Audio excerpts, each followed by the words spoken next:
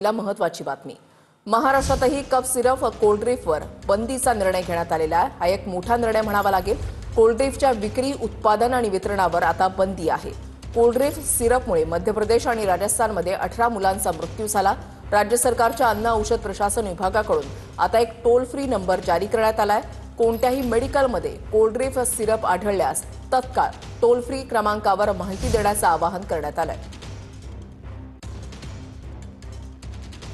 राज्य सरकारच्या अन्न औषध प्रशासनाकडून खबरदारीचा उपाय म्हणून टोल फ्री नंबर जारी करण्यात आलाय। 1800-222-365 या टोल फ्री क्रमांकावर संपर्क साधण्याचं आवाहन करण्यात आलंय। मेडिकलमध्ये एप्रिल 2017 ते मे 2025 या कालावधीमधील कोल्ड ड्रिंक सिरप आढळल्यास माहिती देण्याच्या सूचना देण्यात आल्या। सदर औषधाचा साठा आढळल्यास तो गोठवण्याच्या औषध निरीक्षकांना सूचना आहे। कोल्ड ड्रिंक सिरपमध्ये डायइथिलीन ग्लायकोल या नावाचा विषारी घटक असल्याचं समोर आलंय। या कफ सिरपच्या वापरामुळे मध्य प्रदेश आणि राजस्थानमधील 18 बालकांचा मृत्यू झाल्याचं समोर आलंय।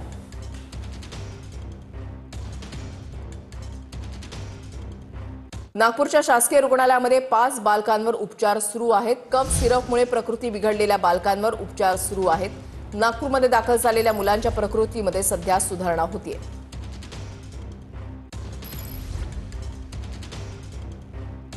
खोकल्याच्या औषधामुळे मध्य प्रदेश आणि राजस्थानमध्ये 18 मुलांचा मृत्यू झालाय। केमिकलयुक्त औषधामुळे 18 चिमुकल्यांच्या दोन्ही किडन्या या फेल झाल्या। खोकल्याच्या औषधात विषारी केमिकल मिसळल्याचा आरोप होतोय। विषारी केमिकल मिसळलेल्या खोकल्यांच्या औषधांमुळे लहान मुलांच्या मृत्यूचा आकडा 16 वर पोहोचलाय। राजस्थान आणि मध्य प्रदेशमधल्या घटनेनंतर संपूर्ण देशातून तीव्र प्रतिक्रिया उमटताय। तपासणीमध्ये दूषित सिरपमध्ये 48.6% डायइथिलीन ग्लायकोल हा विषारी घटक आढळून आलाय। धक्कादायक म्हणजे हा घटक वाहनांच्या ब्रेक ऑइलमध्ये वापरला जातो। यामुळे तब्बल 16 चिमुकल्यांच्या दोन्ही किडन्या फेल होऊन मृत्यू झाल्याचा आरोप आहे। मध्य प्रदेशमधल्या छिंदवाड्यामध्ये सर्वाधिक मुलं दगावली आहेत। त्यापैकी 5 जण सध्या नागपुरात उपचार घेत असून त्यापैकी 3घांची प्रकृती चिंताजनक आहे। या प्रकरणी मध्य प्रदेशमधल्या डॉक्टर सोनीला अटक केली गेली आहे। सरकारी डॉक्टर असून हा व्यक्ती खासगी क्लिनिक चालवत होता। त्यानंच खोकल्यांसाठी मुलांना हे दूषित औषध देऊन दिलं होतं। कलमानुसार डॉक्टरला 10 वर्ष जेल किंवा जन्मठेप होऊ शकते। मध्य प्रदेशसह 4 राज्यांनी कोल्ड ड्रिंक सिरपवर बंदी घातली आहे। कंपनीची इतर उत्पादनंही रोखण्यात आली आहेत। कोल्ड ड्रिंक औषध बनवणारी तमिळनाडूमधली श्रीसन फार्मास्युटिकल्स या कंपनीच्या विरुद्धही गुन्हा नोंदवला गेला। कोल्ड ड्रिंक आणि नेक्स्ट्रो डीएस या 2 औषधांचे नमुने तपासणीसाठी घेण्यात आले होते। त्यापैकी कोल्ड ड्रिंकमध्ये विषारी घटक आढळलं असून नेक्स्ट्रो डीएसचे अहवाल निर्दोष असल्याची माहिती आहे।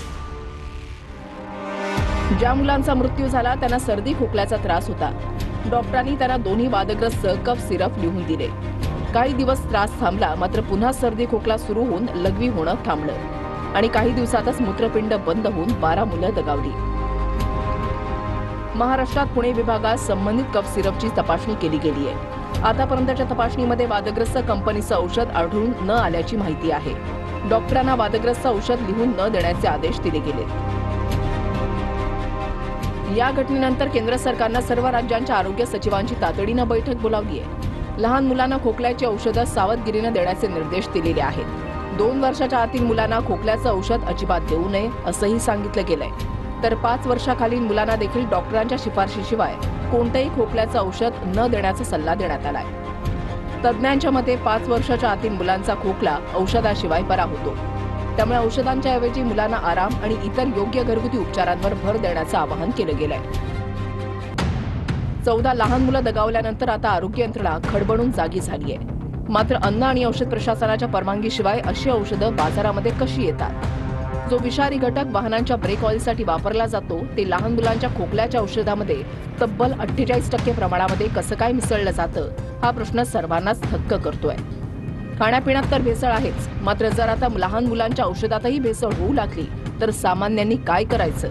एरवी फक्त दर दिवाळीला खवा मेव्यामधली भेसळ पकडून स्वतःची पाठ थोपटून घेणारा अन्न आणि औषध प्रशासन विभाग अशा वेळेला कुठे झोपा काढत असतं, हा देखील प्रश्न आहे। Bureau report TV9 Marathi.